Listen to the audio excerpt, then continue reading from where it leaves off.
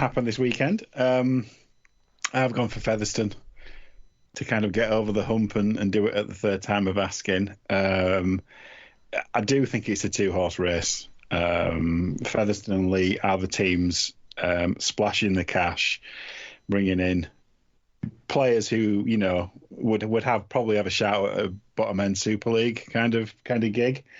They are spending money that other Championship clubs aren't spending to a large degree. So yeah, for me it's a two-horse race, but I plumped for Featherstone. Yeah, I went Featherstone as well. Their recruitment, I mean, some of their new recruits weren't able to play in that first game, and they did pick up an injury to another big name recruit, didn't they? Jesse Senni-Lefeo got a pretty serious looking injury early on in their round one game, but even so, they've recruited impressively, and for several years now they've impressively managed their way through a Championship season to get to that final game. So this time they might win it. Is my sort of feelings on Fev. So I'm with you there, Alan. Sarah went with the York City Knights, the team Featherstone beat in round one. This is where we get into Sarah's Championship and League One is where Sarah goes with what she wants to see happen as much as anything else, which I completely back and get behind. But Sarah's gone the York City Knights. David, who have you gone for? I went for Lee, but not based on any particular deep knowledge of the Championship, and I bow to your and Alan's superior knowledge of what's going on in the Championship. I pumped for Lee based largely on the performance I saw in the Alex Walmsley testimonial the other night. I thought the defensive structure looked good. We put them, I mean, friendlies are friendlies, aren't they? But put them under a lot of pressure in the first half, but they looked after themselves very well, and I thought they looked in pretty good stead for the season ahead. So it was no more than that, really, rather than any deep knowledge of the Championship. Well, they have put together a really strong squad, and they've brought in Adrian Lamb, of course, as coach. So you've got Brian McDermott and Adrian Lamb as the head coaches of these two horses in that two-horse race. And whilst Lammy didn't have the greatest of years with his attacking rugby league last year at Wigan, certainly, you have to commend a team that played every single match during the COVID period. Wigan were the only team that did that in the Super League last year, so there's an element of professionalism you would expect that Lamb might bring into a team, a squad, a club that has sometimes lacked that. Whether or not he'll have a far-reaching enough influence, I'm not sure. Maybe my say what prediction might give you a sniff of how I feel about that. But yeah, between us, we went for York, Lee and Featherstone, and then the everyone else voting, 12% of people went for York, so they are the third horse in really a two-horse race. Lee got 30% of the votes in second place, but most votes went for Featherstone. 51% of people thinking Featherstone will finally win the Championship in a promotion era and I guess reach that promised land of Super League. Batley, Bradford, Halifax, rather surprisingly London and also Newcastle all got a pick each as well, but they were outside of the main running. League One this year, of course, we've got the renamed Midlands Hurricanes in the mix and the new Cornwall RLFC into the mix too. I think Cornwall and West Wales both are scrambling to actually have squads for the League One season, but they've got 6 or 8 weeks or so to get themselves sorted out. But we're interested in the top end of that table where those clubs probably won't feature. Alan, who have you gone with for the League One winner? I've gone with Swinton in a toss-up between the kind of the demoted teams, and having watched Oldham play at the weekend, I think that was quite a savvy bet. Yeah, Swinton I know last year now, but they were playing a lot better, kind of almost when it was too late last year.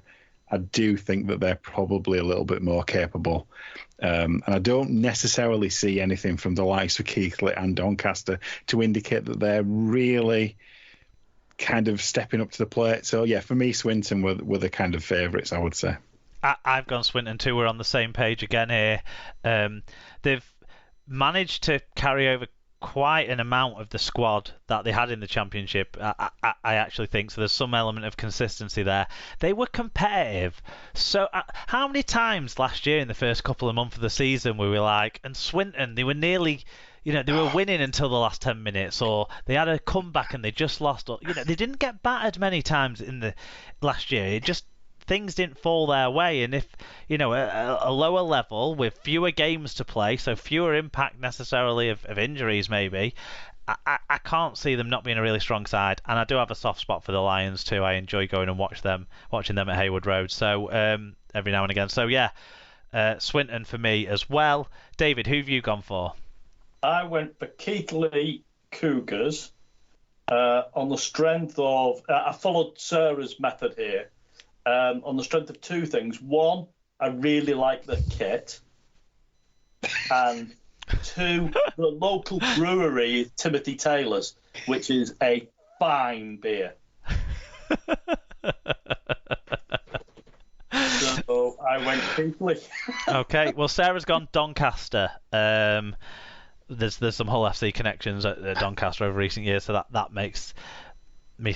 I think Sarah's gone Doncaster for the last few years, but we've all gone amongst the favourites for it. None of us have gone way out there, and none of us slipped into that Oldham trap that Loch Lane have made no one, I think, want to fall into. Although, they did get some votes. They didn't make the top three, didn't Oldham? So 15% of picks was Swinton.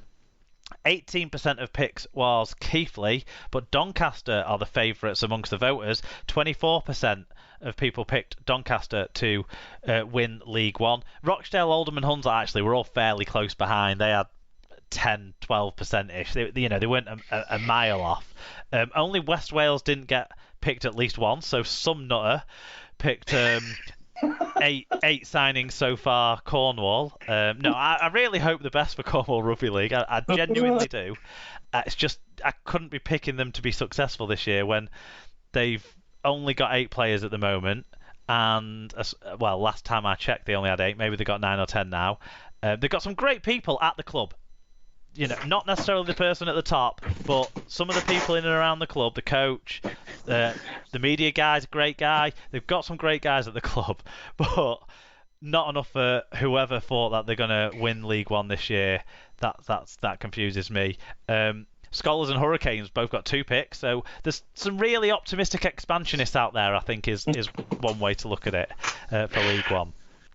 Right, we'll move into the women's competitions now. We'll do it the opposite way around to what we did the men's competitions. We'll do the Super League first. So, Women's Super League, it's changed around this year, hasn't it? So there's kind of 2 tiers of Super League, but really what that means is there's one 6-team division that is Super League, and then one 6-team division that is not Super League, but called Super League.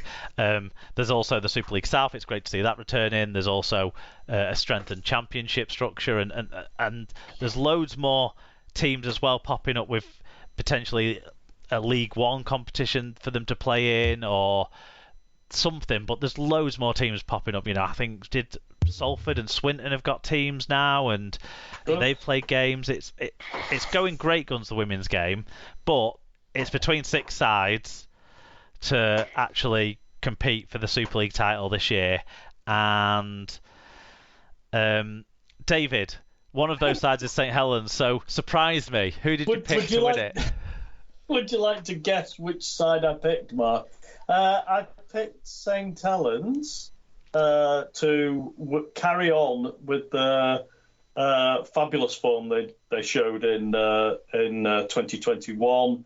And to double up and win the Super League again this year. Well, me and Sarah went the same, so it's not. I don't think this is a case of you just picking your side. No. For certain, they make up half or more of the England squad. They were pretty imposing for most of last year. So it felt like an easy and obvious pick in the women's competition still at this stage.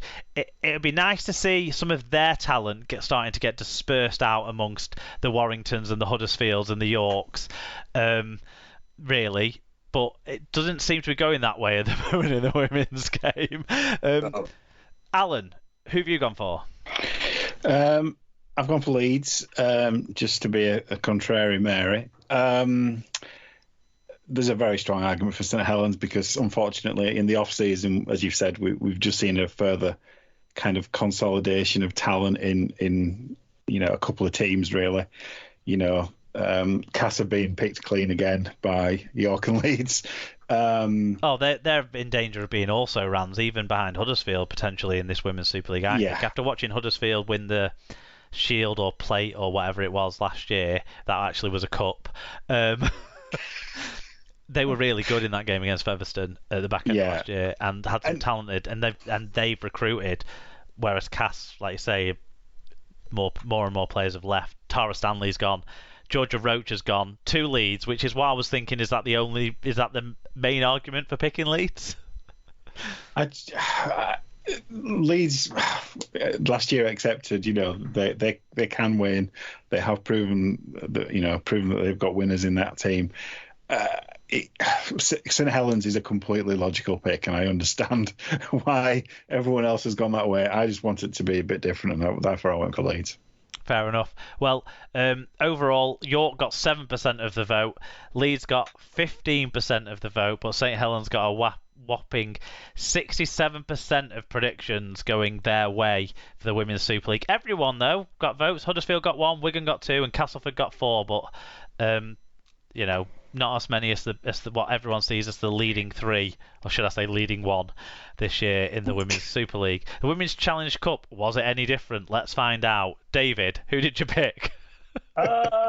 St Helens. We don't need to know why. Much the same reason as I picked them to win the league. Obviously, there's a bit more luck involved in the draw and so on in the cup, and as you said before, you could just have a bad day.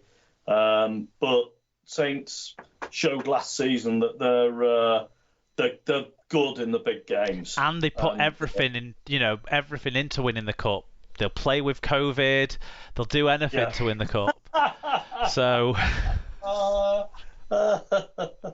Nice one, Mark. Alan, where have you gone with the Women's Challenge Cup? Yeah, I finally relented and actually picked Saints to win something this year. Look,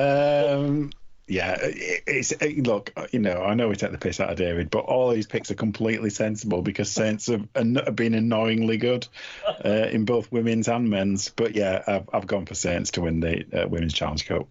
Sarah's ran with the favourites in this one too as well. I've gone Leeds Rhinos for the cup. I do think that the gap between Leeds and Saints isn't massive. I think, especially with that side, Georgia Roach is such a good player, and she really makes that side better.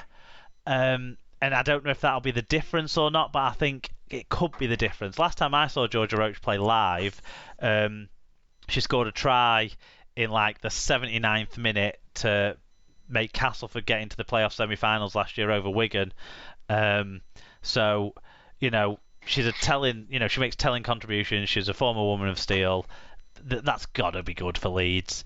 So they've got to. I think the gap's closer because of that signing, and so I'll give them one of the 2 trophies in my predictions / guesses. Perfectly reasonable. Right, we'll spread our wings and fly overseas now to the NRL. Alan, you and Sarah have abstained from voting in the NRL. Are we still not quite over last year? No, NRL's dead to me. Sorry, still is. Oh, we didn't do the percentages for the women's. Hold on. Did we? I forgot. It's the same order. It's the same clubs in the same order as the Women's Super League, so that's why I forgot to go through them. Hold up. York got 15% of the picks. Leeds got 32% of the picks, but St Helens came out on top again with 47% of the picks. So it seems like a St Helens double is expected again from the SLP listeners. Huddersfield got a vote. Wigan and Cass got slightly more votes than they did for the Super League, reflecting that the cup is a bit more of a lottery, but still, no one really expects it to go outside of St Helens.